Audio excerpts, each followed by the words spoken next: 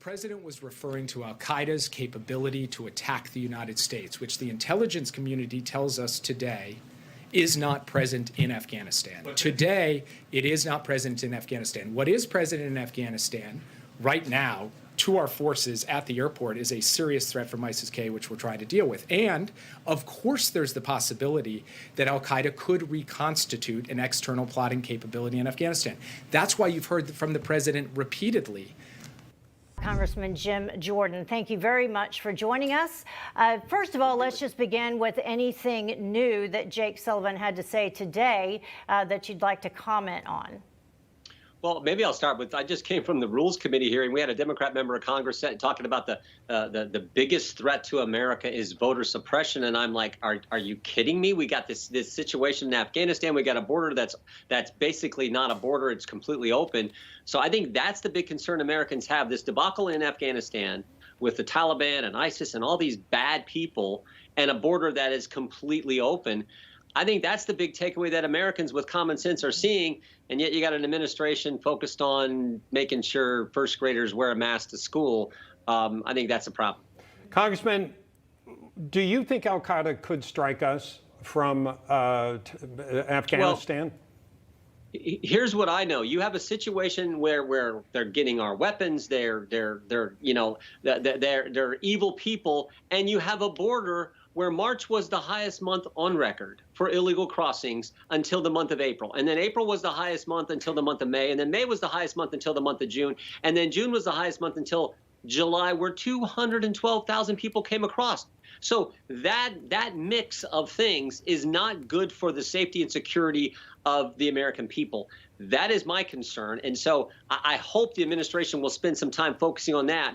But again, this administration, tell me one thing they've done right. The border's a mess. Inflation is up. Crime is up in every city. And you got this foreign policy mess in Afghanistan. So let's hope they get it. They can do something here. But I am so concerned about that mixture of what's going on in the Middle East, specifically in Afghanistan, and the situation on our southern border. And our reputation on the world stage as well. What do you have to say about that? No, when you project weakness, when you don't have confidence and don't project that from the Oval Office, bad guys are going to do bad things. And we saw this coming. We saw this coming months ago when Secretary Blinken met with his Chinese counterpart in Anchorage, Alaska, and the treatment that our Secretary of State received from his, again, Chinese counterpart, that would never happen to Mike Pompeo in a Trump administration, and we all know that. Because they knew that they could count on what Secretary Pompeo said, what President Trump said. They knew they could take that to the bank. With these guys, who knows? So it's embarrassing, it's frightening, but again, it's not surprising to me because, like I said, I don't know one good thing this administration has done. They've mishandled everything, and it has to be. And I don't mean this just because I'm a conservative Republican, but just logically looking at it, it has to be the worst start to any administration, certainly in my lifetime. Do you worry about what happens after August 31st as far as Americans being in Afghanistan? Yeah, I mean, I certainly do. I mean, we're talking about the Taliban. I mean, are these people you can actually trust? And they've sort of given this red line. We'll see if they actually stick to it.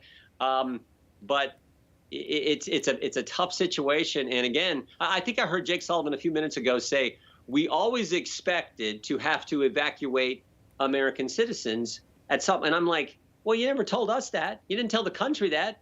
Just a few weeks ago, it was all unicorns and rainbows. It was all going to be wonderful, and everything was fine. Everything was taken care of, and we certainly see now that wasn't the case. That's not how it played out.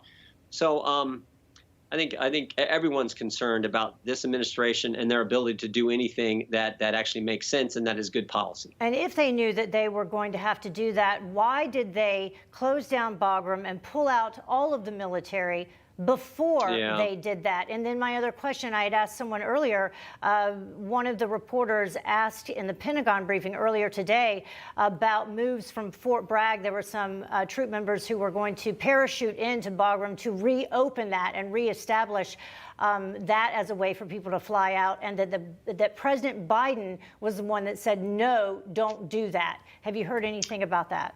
I have not, but in the general sense, it seems to me they did, and I think anyone, again, who's just uses logic and reasoning, it seems to me they did everything backwards.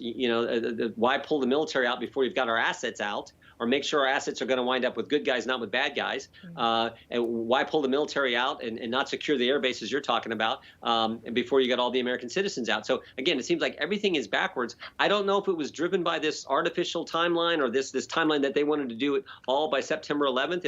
I don't know if that's the case, but I will tell you, the one thing I was struck with last week is I was watching some of the news accounts and I saw Wendy Sherman talking and Jake Sullivan, and it struck me, these are the same people. This is the exact same crowd. Jake Sullivan, Susan Rice, Wendy Sherman, Tony Blinken, the same crowd who were responsible for what happened to Libya back in 2012, specifically in Benghazi. They threw out Gaddafi. They were going to have this wonderful policy. They were going to do this, and we wind up with it. So the same people who were telling us back then when that tragedy happened that it was caused by a video are now the same people out talking, the same people responsible for foreign policy in the Biden administration.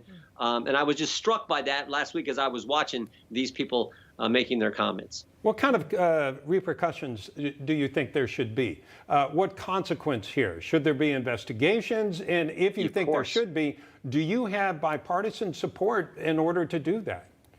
I doubt it. I mean, you saw how the Democrats handled this January 6th commission. For the first time ever, they didn't allow the minority leader McCarthy to put the people on the selection team to serve on the January 6th committee. So I doubt that they're going to be a bipartisan focus on some kind of select committee or maybe even hearings on what happened with this issue in Afghanistan, this withdrawal in Afghanistan. So I doubt it.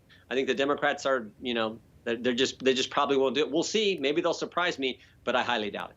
Are you concerned about security on our southern border in relation to what has transpired in Afghanistan, specifically the prison breaks that were there, the Taliban freeing prisoners, including al-Qaeda and ISIS?